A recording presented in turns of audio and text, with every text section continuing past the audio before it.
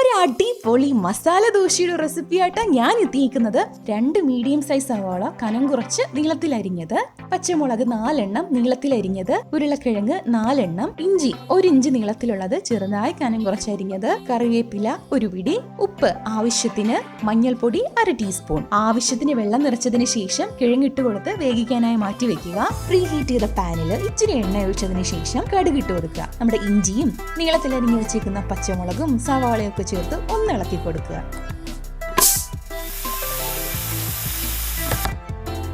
നമ്മൾ എടുത്തു വെച്ചേക്കുന്ന കറിവേപ്പില ഇതിനിടയിൽ ആഡ് ചെയ്യാൻ വിട്ടുപോകല്ലേ. ഇതിനിടയിൽ നമ്മുടെ കിഴങ്ങ് വെന്ത് വന്നിട്ടുണ്ടേ, അത് നമുക്കൊന്ന് മാഷ് ചെയ്തെടുക്കാം. ഇതിലേക്ക് ആവശ്യത്തിന് മഞ്ഞൾപ്പൊടിയും ഉപ്പും ഒക്കെ ചേർത്ത് കൊടുത്ത് നല്ലോണം മിക്സ് ചെയ്തെടുക്കുക. തുടർന്ന് 1/4 കപ്പ് വെള്ളം ഒഴിച്ച് അതൊന്ന് വേവിച്ചെടുക്കുക. നമ്മൾ ഉടച്ചു വെച്ചേക്കുന്ന കിഴങ്ങും കൂടി ഇതിൽ ആഡ് ചെയ്ത് കൊടുക്കുക.